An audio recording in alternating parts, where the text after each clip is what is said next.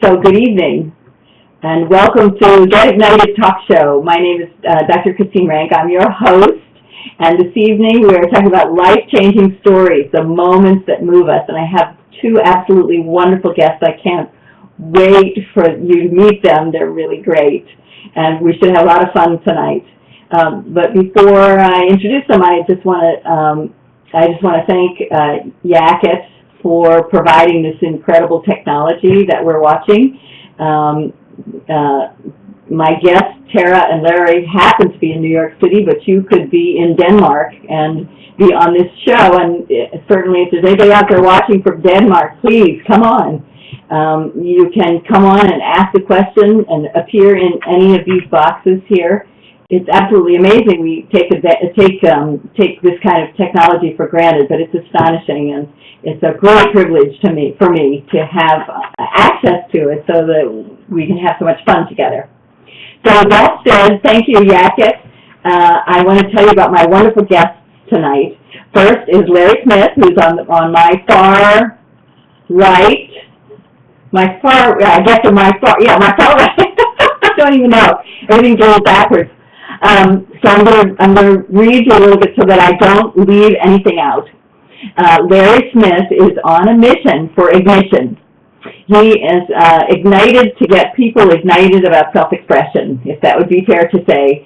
He's the founder and editor of Smith Magazine, which was started from his own personal private obsession to celebrate the explosion of personal media and the personal stories that celebrate the brilliance in the ordinary.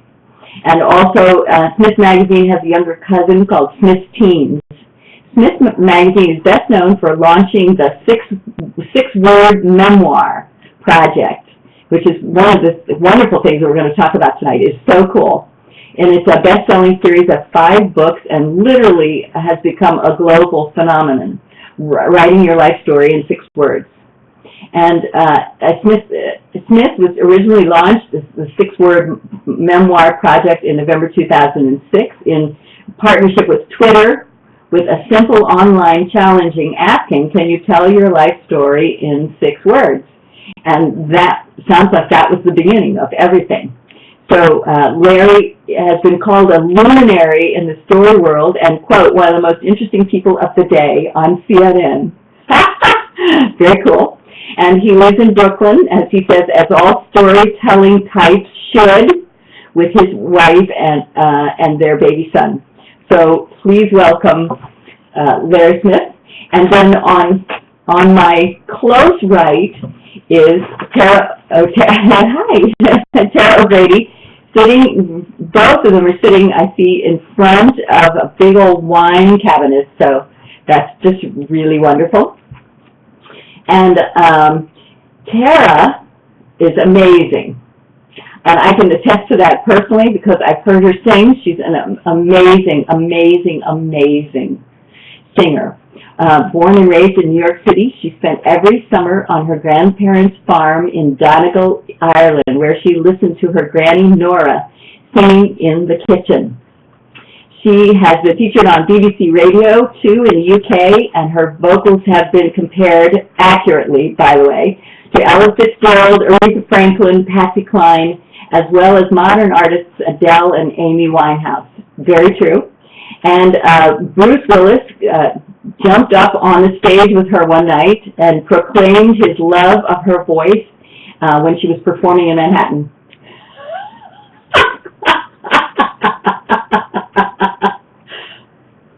I don't know. I think that's the best thing around. I have to hear about that.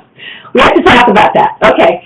She has been recently completed her soon-to-be released memoirs inspired by, get this, her cross-country road trip sponsored by Chevrolet for the 100th anniversary of Chevrolet. And she was featured as a cover girl on Automotive News commemorative edition of Chevrolet's 100th anniversary. And she did all of that. She made that happen herself. Tara is a person who makes things happen. She was awarded as one of Irish Voice's most influential women in 2010, presented by Ireland's Prime Minister. That's very cool. And generally, she's an extraordinary, creative, and wonderful, beautiful woman. So please welcome Tara and Larry. Come back, and I'm going to let you talk now. What a thought! So maybe just comment on. First of all, I'm curious how the two of you have made your acquaintance. Oh, how we met. You can hear us, yes? We met right in this very office. Okay. So, yeah, we actually met through a mutual friend who worked in this office. She was throwing kind of a party. I forget what the party was for. It was for your kickoff, I think. It wasn't for me. It was for something. No, but there was plenty of wine.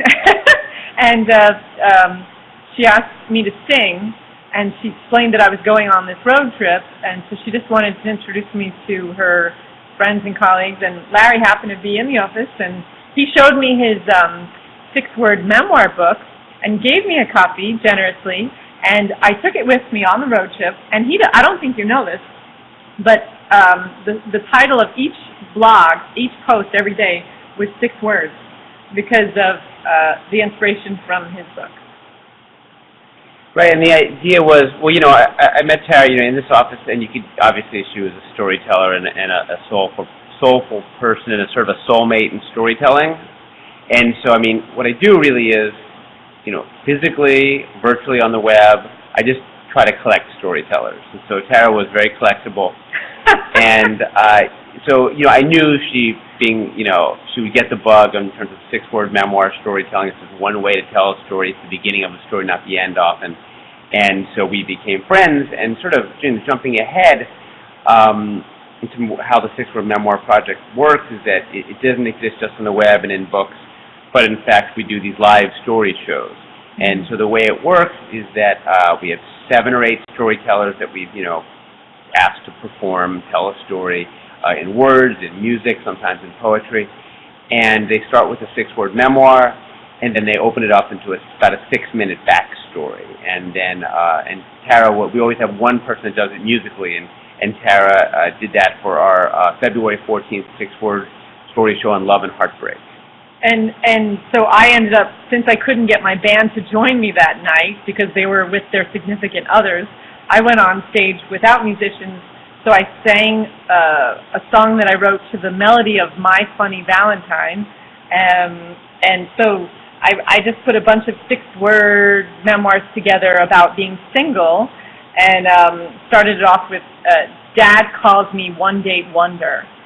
So that's the first line. That's my 6er. And when we met, he's like, I knew you were a 6er because I spit out like 25 6-word memoirs, and one of the favorites from the audience reacted to most was single white female seeks health insurance. People can definitely relate to that in New York City, for sure.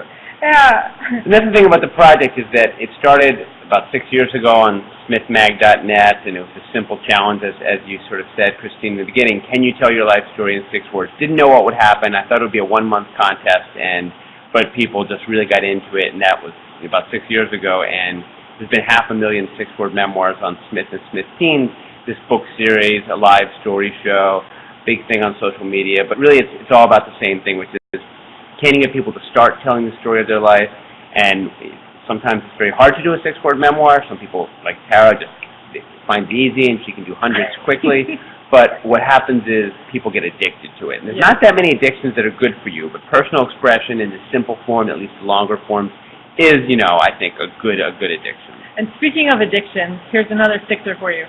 Chocolate is the answer to everything. That's both addictive and falls under, we have a project called 6 Words on Happiness, where people talk about what makes them happy in exactly 6 words. And the funny thing about 6 words is once you meet Larry and you start thinking about your life in 6 words, you notice that everything is in 6 words. And I was watching The Godfather recently, and I couldn't believe, you're listening to a script of a film, and you'll see that one of the most famous lines in The Godfather is, leave the guns, take the cannoli. Yeah. And that's exactly 6 words, and you start thinking about this all the time. And even my jazz songs, the standards that I perform, I'm in the mood for love, I've got you under my skin, on a slow boat to China. It's just amazing that they're all 6 words. Well, it's a magical form. It's for whatever the symmetry of 6 and the fact you can play with different 2, 2, 2. It just, I don't know. I'm not like a numerologist, but there's some magic in 6. Yeah, there is. Yeah, that's what I was going to ask you, how you decided on 6 as opposed to 7 or 5. I mean, 5 makes it, I tried today, I wrote my first 6-word memoir today. I was really proud of myself. And 5 would be too hard, but 7 would help, but not necessarily. And so is it random? Was it random initially? Yeah, no, 5 and 7 won't do it all. No, the 6-word memoir project is steeped in storytelling, like everything I'm trying to do. And it comes from an old Hemingway legend that Hemingway was once challenged to write a whole novel in just 6 words. For sale, baby shoes, never worn. That's the story. It may be true, may not be.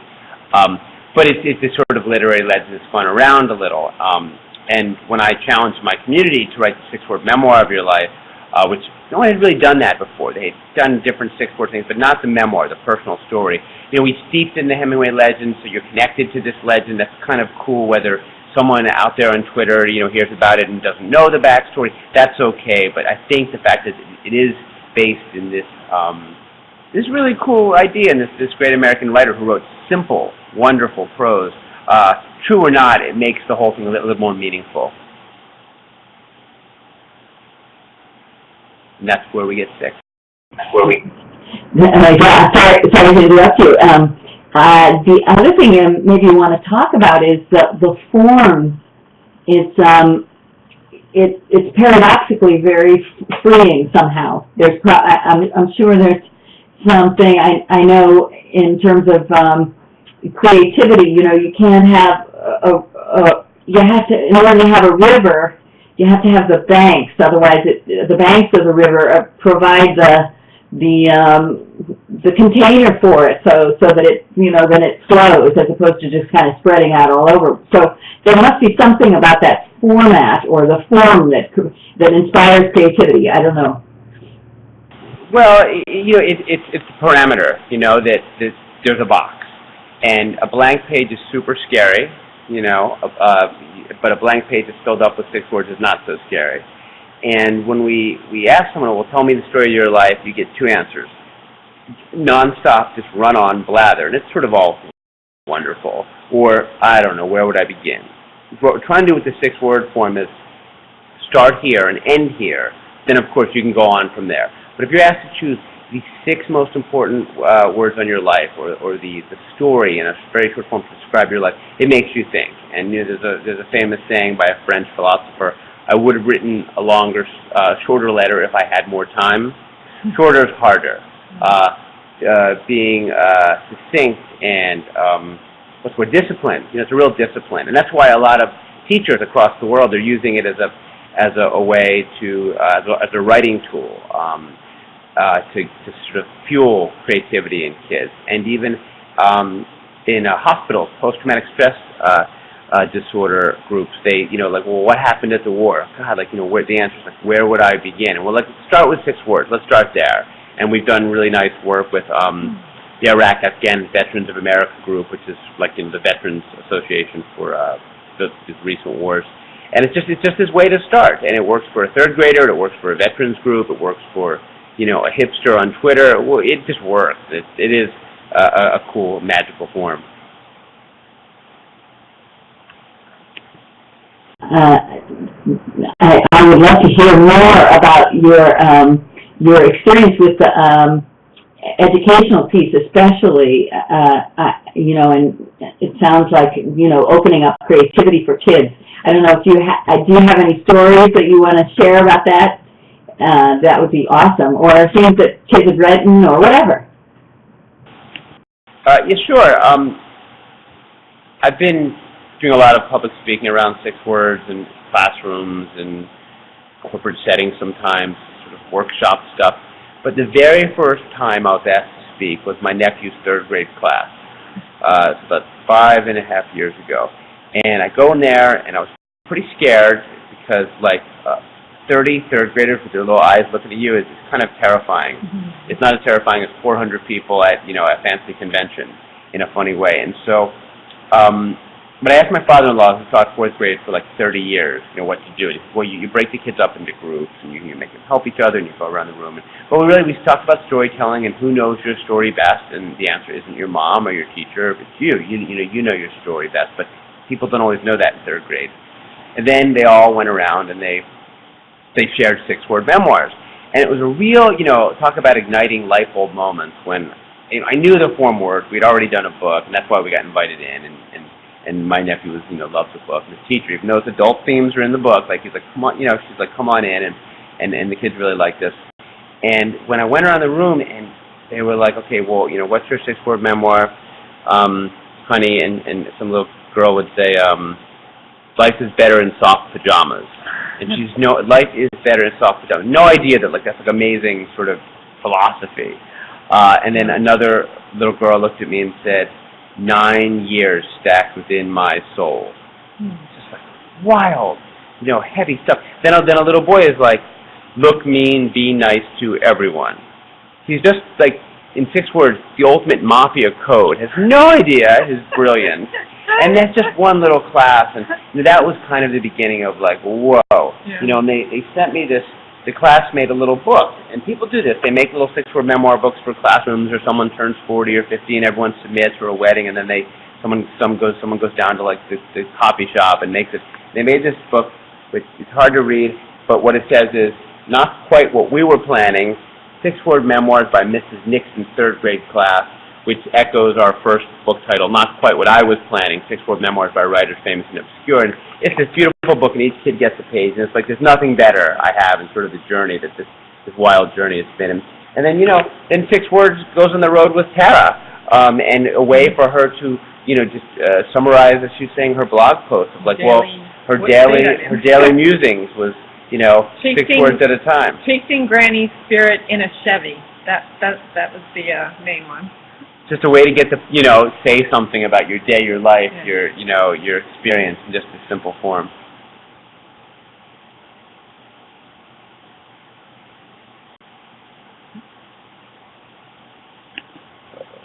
I had to write it. Chasing Granny's Spirit in a Chevy, that's great. Okay, so do you have a favorite 6-word memoir that you personally wrote, or one that you just absolutely love more than anything else, or, you know, it's an amazing thing. Well, that's a good and hard question. One of my absolute favorites is by a woman named Tiffany Shlain, who's in San Francisco. And I actually do know her, but I don't know most of the, you know, many thousands of people who've done 6-word memoirs. And she wrote Daughter's Birth, Dad's Funeral, Flowers Everywhere. And I really love that because it's like, wow, it's like the whole deal, the whole life deal in 6 words. It's a narrative. It's a story, it's very personal, and yet it's universal. The greatest stories, whether they're 6 words or 6 million words, 6,000, are something that is specific to you, singular story, but yet somebody can get some sort of universal feeling out of it. They can relate to it. I think it doesn't matter how specific or particular your story is, it's going to be a grain of something that other people can relate to. So that's one of my favorites. I have a favorite that you have in your book. Frank McCourt, I love what he wrote. The miserable childhood leads to royalty. So, as you know, he wrote Angela's Ashes, and he had a pretty miserable childhood. You know, and the McCourt story is a cool one, because for all of the books that you know I do, I always want a little bit of celebrity in the book. Not a lot, but it's cool for regular people, which comprise, you know, 98% of our books, to be in the same kind of playing field as a Frank McCourt or a Dave Eggers or an Elizabeth Gilbert, those types, even Sarah Silverman, Stephen Colbert. But most folks are regular people, but we, you know, I spend like a chunk of time chasing these celebrities. It's very hard to get them. There's no, you know, secret. And I had asked everyone I knew who might know Frank McCourt, his agent, his manager, just other writers, and just asking, and that's just what you do, and you don't really know how it'll work. And one day I got an email. It was a Sunday morning. I remember it very well. I was sitting at my computer around 10 or 11 a.m., and I see an email from an AOL address I don't recognize. Oh, what is this? Is it spam or something? And it says, "Hey, Smith, heard you were looking for my 6-word memoir. So here you go. Miserable childhood leads to royalties." And I'm like, oh my God, Frank McCourt. I'm like, this is amazing. I'm like, Mr. McCourt, thank you so much. I don't even know the backstory, but this thing is used in schools, and you're a teacher. And you don't even understand how much this means, not just to me, but to our many readers. Send, fine, great. I read it again. Whoops, it's 5 words. Oh. I'm like, oh no, it's 5 words, and he'll never reply to me again. He thinks to me like I'm cooked here. And I can't add a word to Frank McCourt. You don't do that. So I sent him another note, super sorry, 5 words, and he said, all right, well, I was going for the brevities, the soul of wit thing, and he's like, how about the miserable childhood leads to royalty? So we called that the Frank McCourt and it graced our pages, and he actually died a few months later, and it's probably one of his last published works, just 6 words. Wow. And so that's that kind of stuff is meaningful, in a lot of ways, but also it's awesome. It's a really smart 6-word memoir. It does, sum it up. That Mario Batali wrote, the celebrity chef Mario Batali wrote, brought it to a boil often. Batali's story, just amazing man.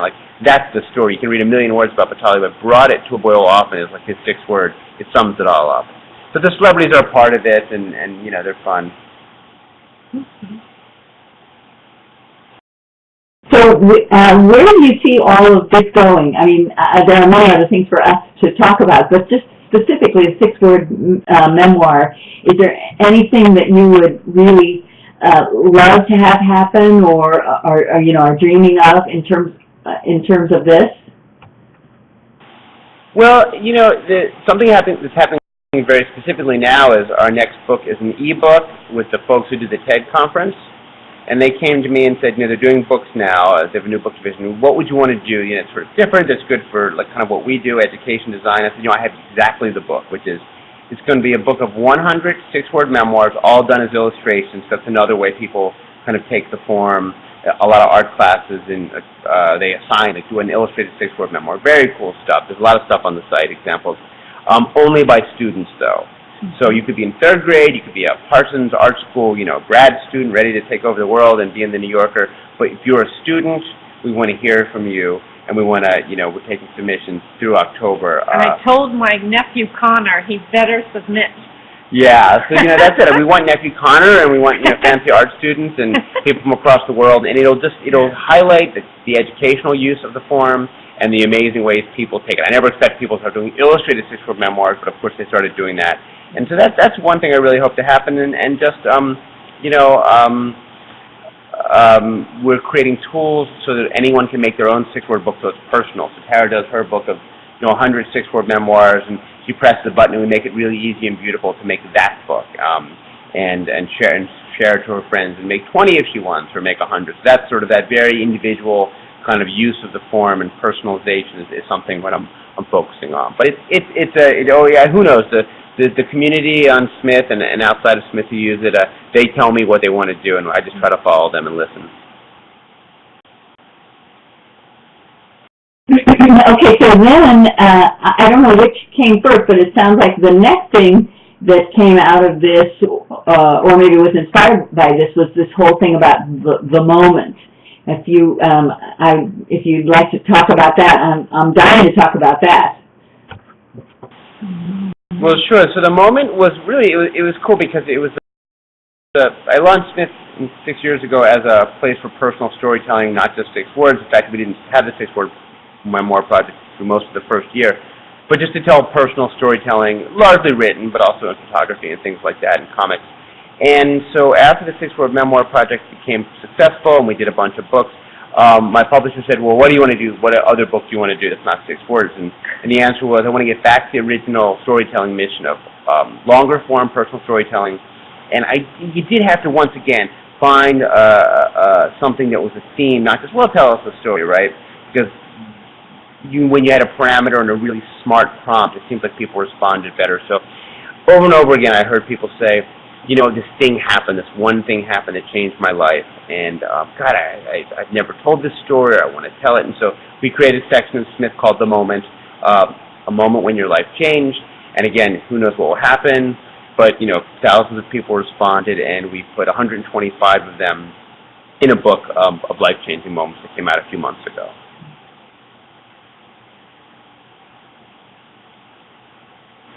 So, Tara and, well, either of you, do you have what are your life-changing moments, and or what are some of the most amazing, without spoiling the book, but some that have stuck with you? I don't know. Well, I submitted, I submitted a moment to Smith Magazine to describe how I became a jazz singer. And people find the story very entertaining because basically, well, it's called Prescription for Jazz. And the story goes that I went to my annual eye doctor appointment, and I just, was getting a checkup. But I was looking at my doctor, and I really liked his frames. And I said, I like your frames. I think I might want, you to make up a pair for me. And he said, oh, no, only jazz musicians can wear these. And I said, you're a jazz musician? He says, yeah, I play guitar on the side. So I said, oh, well, I really wanted the frame. So I said, well, I'm a jazz singer. And he said, really? Well, great. Sing me something. I want to hear your voice. And I thought, oh, my God, I don't know what to sing because I didn't know anything about jazz. And so he says, well, do you know anything by Billie Holiday? And I said, who is he? I honestly, and so he just started laughing, and he thought, okay, this girl knows absolutely nothing about jazz. He said, but, okay, just sing Happy Birthday, anything. Let me just hear you sing. So I sang for him, and he said, you have a good voice, so what I want you to do is go to this place called the Off Wall Street Jam, and it was down near Wall Street. And all these bankers would go there on their lunch hour and jam with each other. So I would go on Sundays when they had the jazz session, and every Sunday these men would teach me, say, oh, you should learn this by Ella Fitzgerald, and you should learn this by Nina Simone. And I figured out who Billie Holiday was, and I heard her, and I thought, wow, she's great. So after a year of Sundays, I went back to the eye doctor for my next checkup, and I said, I've earned my frames, and would you like to start a band? And so I've been playing with my eye doctor for 15 years. So that was the moment that changed my life, because I wouldn't have become a jazz singer. I come from a family of traditional Irish musicians. They play fiddle and everything, so well, I always loved jazz and American music, but this really kind of pushed me in that direction, and I wouldn't have. What doctor prescribes jazz? Yeah. Well, one of the interesting things we see in the book is this sort of couple things, the suggestive power of words and also teachers, and your doctor in a way was a teacher. So Dave Eggers, and again, this book has a few celebrity writers and famous folks, but mostly regular people. And Dave Eggers' moment is called Mr. Christ. It's about being in high school in Chicago, suburb Chicago, and he turns in a paper on Macbeth. And Mr. Christ, his English teacher, gives him an A and puts this comment in the margin, sure hope you become a writer. And Dave writes, as Tara had said, whereas jazz music wasn't sort of available to her because her family didn't do it, she didn't know jazz musicians. Dave said, they didn't know writers. There wasn't like an idea that you would be a writer when you grow up. And that was 6 words. Well, it was 6 words, actually. Sure hope you become a writer. It really, those are the words, which does an extra bonus. And so that just got him thinking, Now think about that moment from Tara's life to, her albums and her, really, she should just sing at the end of this because it's an amazing voice. You and I know this, Christine, and your audience will know it soon, too. And to what Dave did with just all the books he's written. He started literacy centers for kids. And, it really feels so true and authentic that without that meeting, those 2 meetings, things are different. Sometimes a moment is, super subtle,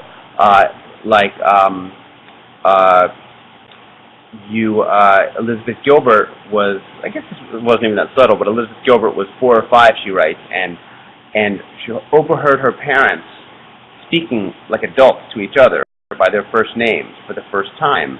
And in that moment, she's like, well, wait a minute. They don't exist solely to take care of me. They have separate lives. And she writes that she was completely horrified, frightened, and exhilarated. And, extrapolate that to Eat, Pray, Love and all she's done. So like, it's sort of interesting. A lot of moments do happen when you're very young. Some moments, like the writer Diane Ackerman and her husband Paul West, she writes about, they had this sort of perfect marriage. And in this story, she talks about how Paul got a stroke. And, she first thought, well, it's over, our lives, our marriage, it's all, but no, in fact, it made their marriage different. And, the Leonard Cohen song, the crack is how the light gets in. And so she writes really eloquently, and he writes as well about how it just changed their marriage. And older folks often look back and say, well, the hard stuff, it made me stronger. It's cliche, but it's true. It just, things are different. And when you're younger, the hard stuff is like, oh, wow, reality check. There's disappointment and hardship, and things don't always work out, but everybody has, the important part is that everybody has a life-changing moment. Everybody does. I was thinking about it all day today, what my life-changing moments were, and that weren't traumatic. But I have one too, and it absolutely was a defining moment in my life. And I went to when I was 15, I went to Interlochen Music Camp, which is in Michigan.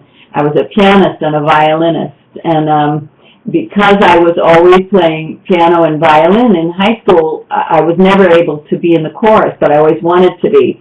Had no idea whether I could sing or not, but when I was, in grade school, I knew I could sing harmony. I was good at singing harmony and holding harmony. So I had always wanted to be in the chorus, but I never could because I was always in an orchestra, and you could only do one, right? So I went to this music camp where you had a major. My major was piano, but they let me be in the chorus. And then I ended up standing next to a 16-year-old who had a full-on operatic voice, completely developed, big, rich, beautiful 16-year-old that she sounded like she was 30. And she sang in my ear all summer. And I must have had something there, that was just waiting to blossom. But by having her sing in my ear all summer, I picked up that voice and that vibrato and everything, because I just had an expert standing right next to me. And then while I was there, I learned, I taught myself guitar. It changed the course of my entire life by being able to sing. And then because I was very shy, so I could do something that would kind of make me stand out a little bit. And then I went into show business. So Tara, it's that same thing. Like, where did that come from? That moment, but it changed everything.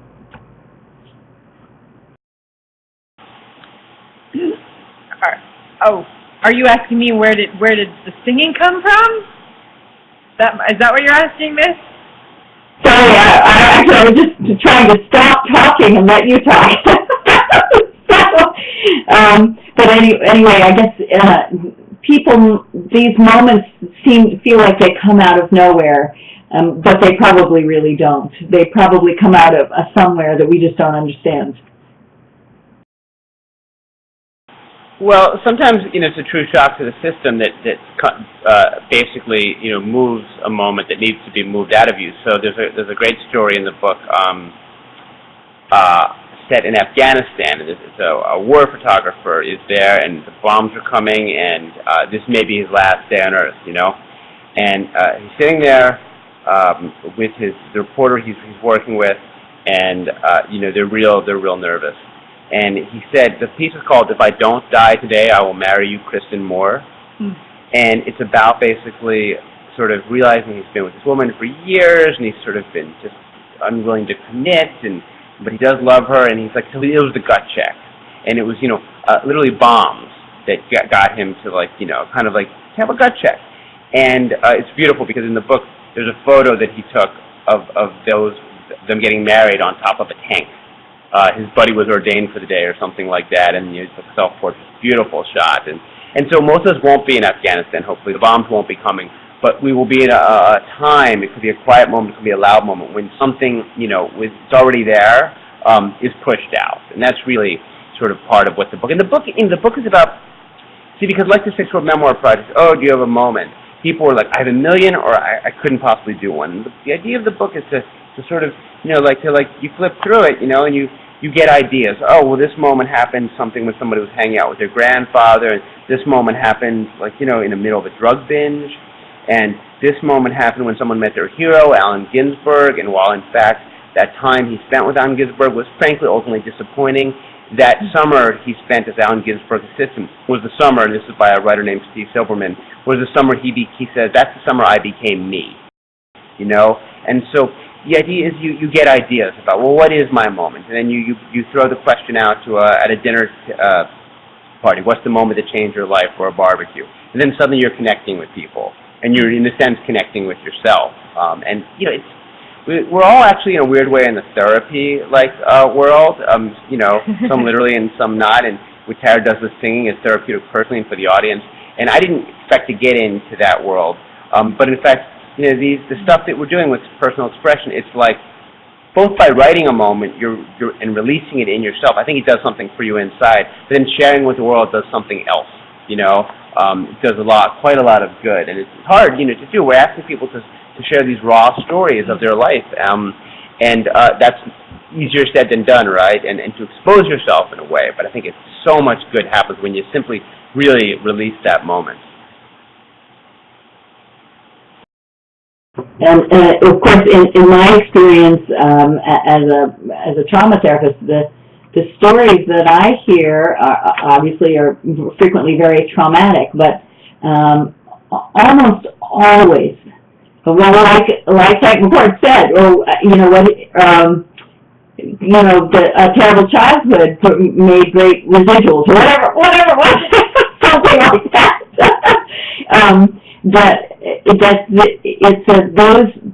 Those traumas are defining moments, and they frequently provide us with information or life changes that really needed to happen and maybe couldn't happen any other way.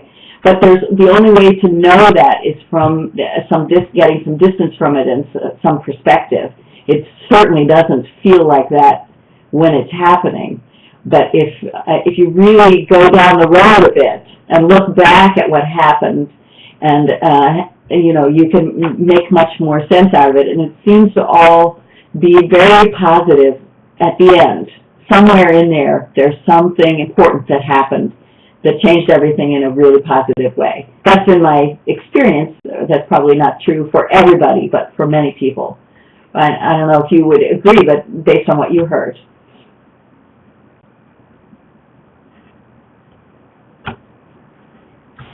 Well, it's a really good question, and a point. And I think if you had asked me, well, when we put this prompt out on Smith Magazine, well, the answer would be like, oh, I knew in the instant. That's sort of what I thought. But then having read thousands and edited down to 125 for the book, I completely agree with you. Most of the moments, at least in this book, and I think some of the more profound ones, you don't really know that the moment's happening in the moment. I think Aaron Huey in Afghanistan kind of did. That's rare. Most of them, there's a really simple, beautiful moment called Take the Wheel, about a girl who's 14 years old, and she's with her cool uncle, and they're in sort of a country road in the middle of nowhere, and he's like, you know what, why don't you drive? She's like, what do you mean? He's like, you're 14, take the wheel. I'll help you, I'll show you what to do. And they go down this little country back road slowly, and she's really nervous, and then, at some point he pulled over and, took the wheel back, and she just said that looking back years later, as a 14-year-old girl, that moment was kind of the moment she left that road a little bit more grown up, and it gave her a confidence, and, just kind of like a you know, I'm going to make it in this world vibe, and a simple thing. And I don't think she really knew it at that moment at 14, but looking back, it was really a watershed moment in her life. And I love that segue to my road trip moment. That's a great segue. I mean, you know, and so the road, I mean, what is the road about? Moments passing, and, you know. Well, no, it's just because you know, when I was thinking of what my moment was when I wanted to submit to Smith Magazine, I had to think about it because I had to think about what's important in my life. And I thought, well, music is. And then I thought about how I became a jazz singer. But then there's moments that you don't think about. And like you said, when it's happening, you know, this is a moment that's going to change my life. And that would be for me last year when I was laid off from my job. And I knew, you know, a layoff is going to definitely change your life. And I ended up going on a road trip, but the road trip was an idea that came out of my grandmother's moment. And her moment, my grandmother immigrated from Ireland in the 1930s, but in the 1950s, she wanted to get her driver's license. And my Irish grandfather didn't want her to get her driver's license because women were not really driving. They were staying in the kitchen and taking care of the kids and cooking dinner and blah, blah, blah. But she wanted her license because she had this wanderlust dinner and she just wanted the freedom to be behind the wheel. And he was denying her that. So when he went home to Ireland for Easter holidays to his family, she got his coworkers at the MTA to teach her how to drive. And it's actually documented in a photograph that we have in our family history of her behind the wheel of a 1950 Chevrolet. It's black and white, and she's got her hand out the window, and the smile on her face is extraordinary. And as soon as he came back from Ireland, she said, I've got my license, and I'm driving across America. So in 1957, she took their Chevy Bel Air, and my father and my aunt, who were teenagers, and they packed up the car, and they drove from New York all the way across the country to Washington State, to Spokane, Washington. And I wanted to replicate that journey. But when I was laid off last summer, I didn't know how I was going to pay for that journey. And so I created a moment for myself, and I made a YouTube video, and I put all my granny's pictures, including the one of her with her hand out the window during her road test. And I sent it to Chevrolet in Detroit, and I said, I basically, you know, I want to honor Chevrolet's 100th anniversary, and I want to honor my grandmother's spirit and take this cross-country journey to chase the American dream, because so many people have been laid off and are struggling in our country. And so they loved the story of my grandmother. They loved that I wanted to honor them. So they did sponsor my journey, and I drove across country, the exact route that she took. And I just finished a memoir about it. And I don't know if you know this, but the title of the memoir is 6 words. I think I did know that. I didn't know it at first, but yeah. Well, you know, it's not a conspiracy. It's conspiracy. No, it's just, you know, I didn't. I actually, I wrote the title before I met Larry. So I just thought of it afterwards, and I was like, oh my gosh, it's 6 words. People think it's too long, even though 6 words is not very long. I think it's just because there's so many syllables in each word that people think it's too long, and they want me to change it. But the working title right now is Transatlantic Butterflies and the November Moon. I know it sounds longer than 6 words. That sounds longer. But it isn't. It's the syllables. But there's a lot of symbolism behind that. And as I was driving across country, I actually was going through the butterfly migration that was taking place at that time of year. So it was really symbolic and exciting. And the November moon is just symbolic in my family for other reasons. But people want me to change it to Chasing Granny's Spirit in a Chevy, so that Chevy's title is in it. But that's also 6 words. So it's just all connected. It all comes together. It's amazing. Well, our next talk will be up number 11. That's for another time. Oh yes, because we're both obsessed with the number 11. The whole book about it. It's a whole other story. And every time we look at the clock, it happens to be 11:11 or 2:11 or 5:11 or. Sure. And I was born on the 11th, so there's a lot of synchronicity in the world, and everything's connected. Oh, and I'm worried. Okay, and then you can't just throw that out and then say no, we'll have to save it for another time. Just, but well, first I want to, just tell me, just say a little bit about what you discovered about 1111. I'm dying to know. And then, I don't know, it seemed like you wanted to say something more about butterflies, and I have a few things to say about butterflies myself. Well, it's funny because I was in Larry's office recently, and I saw this book sitting on his desk, so I asked if I could read it. And it's about the time prompt phenomenon. How when people look at the clock, it always happens to be 11:11, or 1:11, or 2:11, or 3:11, or something. Yeah, we're all looking now. It's not. It's 9:16. But I probably started talking about it at 9:11, and then anyway. But there's something about people are curious to know if there's meaning behind this number that they keep seeing, and I see it often in my life. I was born on the 11th. In my family history, there's things that happened on the 11th, but there's also, if you look at world history, certain wars ending on the 11th. There's, of course, September 11th, and there's so much with the number 11 on September 11th. Flight number 11, 11 crew members. Even when they take people's names and they add up the numbers and the number of letters, and there's just all these things. Even when I was on the road trip, certain buildings or my hotel room would add up to 11. Even Anne Frank's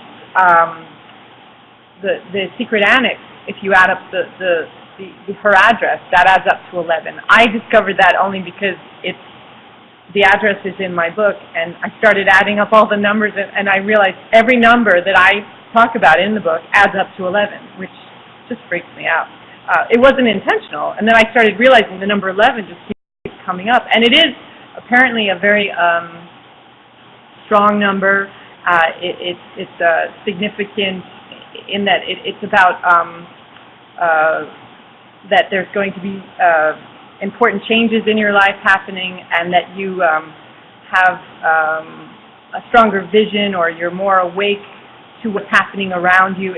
There's a lot of spirituality surrounding the number. So when the theory is that when you see that on your clock, that it might be the universe speaking to you, or angels, or a reminder that you should stop and look at the number, stop and smell the roses, that sort of thing. So there's just a lot of symbolism behind the number, and numerology, and all of that jazz.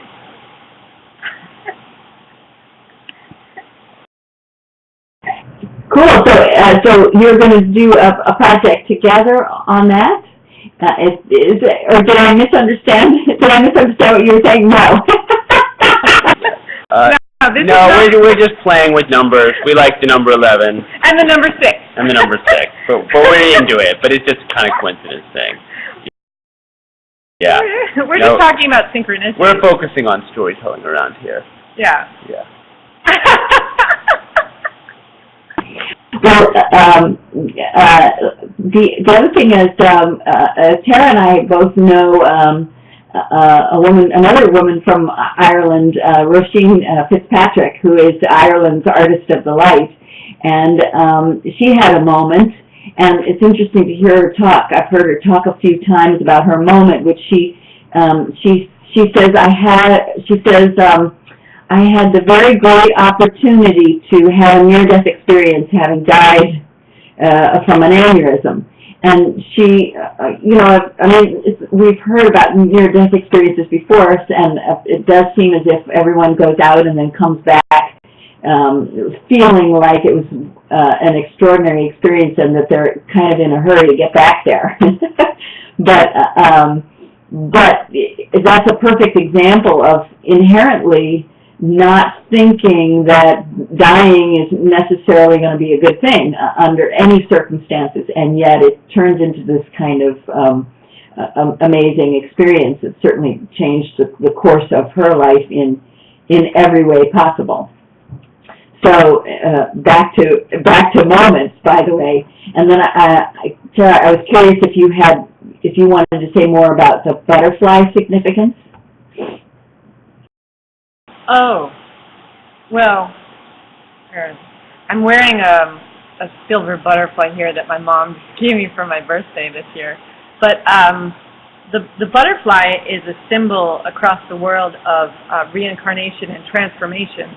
And also a number of cultures believe that butterflies are the reincarnated spirits of their ancestors.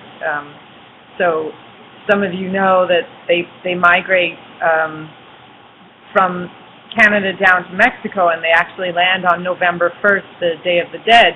And the Mexicans await for their arrival, and they have a big celebration. But there's other people who are on, walking through the park, and they see a butterfly, and it reminds them, they think about their grandmother or someone who's passed on, and whether they say a little prayer or they say hello or they just enjoy the fluttering that goes by. It just has a significance in a spiritual aspect.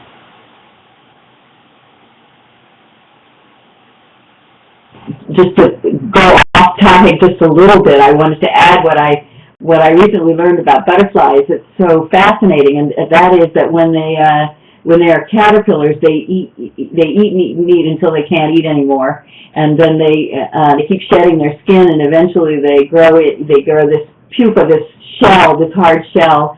And what I never realized, I sort of figured that they're in there, and it's kind of like this caterpillar that just starts to sprout wings and stuff, and that there's a lot going on in there. But actually, what happens that I didn't know is that the caterpillar completely breaks down, and so what's inside there is basically pudding, just butterfly pudding. It's goop, just goop. The only thing left really is legs. It's like pudding with little black legs in there, and then all of a sudden these new cells start to appear. And this is the weird part. Science so far does not know where these new cells come from, and they've named them. They've called them imaginal cells. And they are completely different, they are foreign, and in fact, the butterfly goop, the pudding, starts to attack them, but the little imaginal cells start bunching together, and pretty soon they overcome the goop, the attack goop, and they start to transform. They have the genetic code to transform this goop into the butterfly that we all know, from out of nothing and nowhere. So in terms of the butterfly being an absolutely, genuinely 100% mystical creature on every level, going from crawling to flying thousands and thousands of miles out of pudding, I just can't get over it. Back to you. I've been reading this great book that you guys probably never heard of. It's this caterpillar's like super hungry, and then he eats some pickles and strawberries. And then, you know this book? No. A Very Hungry Caterpillar. Yeah. That was a joke. I know you all know the book. I read it to my son about 40 times a day, so I'm very in tune with this. It's more simple though. He eats pickles and strawberries, then he turns into a butterfly. It's pretty cool. It's like a little mystical moment. It's a great book. Well, speaking of butterfly moments, I did have a moment in the Bronx Zoo. If you haven't been to the Butterfly House or Conservatory in the Bronx Zoo, you should go, because it's extraordinary. And I did have a moment with the butterflies where they just give you this feeling of pure elation and joy when you're in their presence. And that artist that you were talking about, Roisin Fitzpatrick, the one who had the near-death experience, she talks about how she had this overwhelming feeling of love and just this, when she saw the light and she felt the love and what she experienced as God and everything, it was pure joy.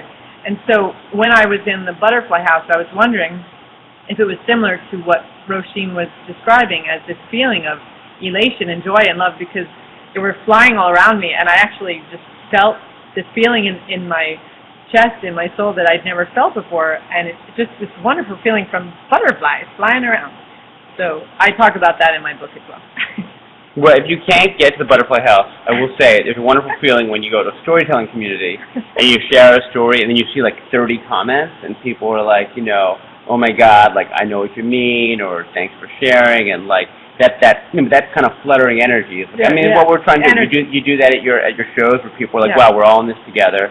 Everyone just kind of rises up with your voice, and a good story just brings everyone around them kind of up to that level, and you're sort of glad you put yourself out there. And it's magical. It's like these magical moments that happen with connecting. So whether you're connecting with nature, with the butterfly, or you're connecting with another human sharing a story that you relate to, it's the magical moments that move us.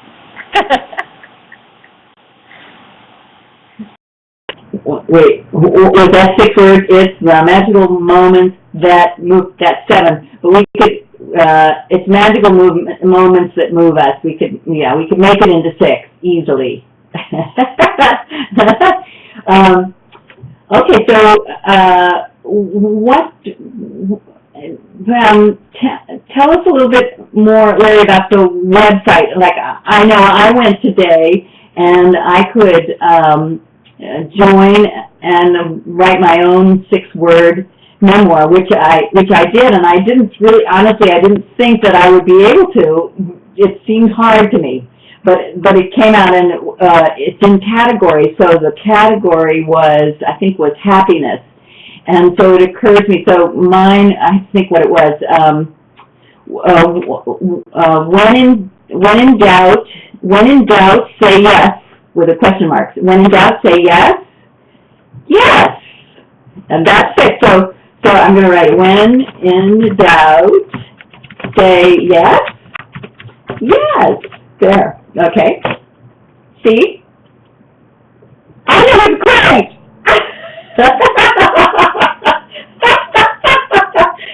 But anyway, anybody can go to your site and write one, and I see that you have contests and all kinds of stuff. So maybe you want to talk about what people should do, and I'll write the website. Sure. So the way the site works is it's a totally open community to anyone. It's smithmag.net is the URL, and we have these story projects: 6-word memoirs, life-changing moments, brushes with fame, a section called My Life So Far, which is kind of an open-ended personal essay, funny category about what's on your refrigerator and what the stuff means. But the main really thing is that they're really simple story prompts, and you can submit one or thousands of stories. So with 6-word memoirs especially, some people have done 5,000 and 10,000 6-word memoirs, and it sounds nutty, but it really happens. And some do a couple, and leave. But really, we have this really vibrant community of people who maybe didn't know they were writers, so they came on the site. They started having some fun, some deep, some soulful, some silly, some just what they're thinking for the day. The teenagers over at smithteens.com, they treat it like their diary. Instead of doing a diary and kind of hiding it under your bed, they're putting it out there to the world. And really, they do some of them do hundreds a day. It's just their way of expressing themselves every minute. And you can write in any category. I even wrote in the Jewish category. I wrote Tara O'Grady. So you're Jewish then. Exactly. You hear that, so it's like this funny little there's sometimes you'll get something like, yes, the weather is different, fine up here. You buy a tall guy, right? And even if you can't see a picture of him, every day has to answer that question, and he'll express it in the 6 words, and it's very fun. And the thing is, I can wake up in the morning, and every morning I feature 10 6-word memoirs, featured ones, and we have a 6-word memoir of the day every day, and it's a kick for people to be the 6-word memoirs of the day, and that goes out to Twitter and Facebook and Tumblr and Pinterest and all that.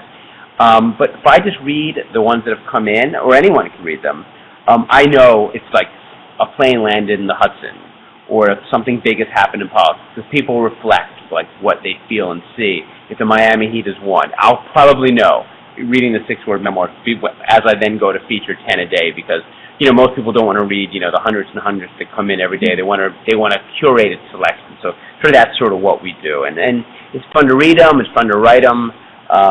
It's fun to write longer. Fun to sing them. Fun to sing them. Just an open community for anyone to share stories, and we have some editors who help, curate it a little bit, so it's not, not quite, we want to once again add parameters. I have some nieces and nephews that I would love to get involved in the thing for teens. Maybe just say that again, or how kids can make submissions for their own 6-word memoirs, I guess. Sure. So our separate site that we started a couple years ago, when we noticed that it seems like a lot of the tenor of the stories were from teens. We don't ask a lot of information like how old are you, where do you live. We just sort of can vibe it, and because you don't need that information to have a good community. You really don't. Don't believe what other people tell you. You don't need to give the information. And so we created a separate site called smithteens.com, and it's just a place for teens. They have forums, we have contests, but the main thing is people telling their life story in 6 words, and it's really, it's really fun. It can be really deep, like wish sir was dad instead, or my mom has more Facebook friends. It's just sort of funny, and it's a lot of just teens are living. They truly are living in the moment. Hormones and emotions and schools and they're used to putting a few words, just tweeting or texting really quickly. They're used to the short form, and yet it's I don't think that what we're doing is encouraging ADD, but actually we're encouraging writing, and people are more writing, more personal expression, not less, and that's that's the better side of some of this new technology, I think. Not just yak it, which is right, that's attractive. Okay, and how about you, Tara? Do you have any performances coming up you want to talk about, or how shall people be in touch with you, and what can they do to be in touch with you?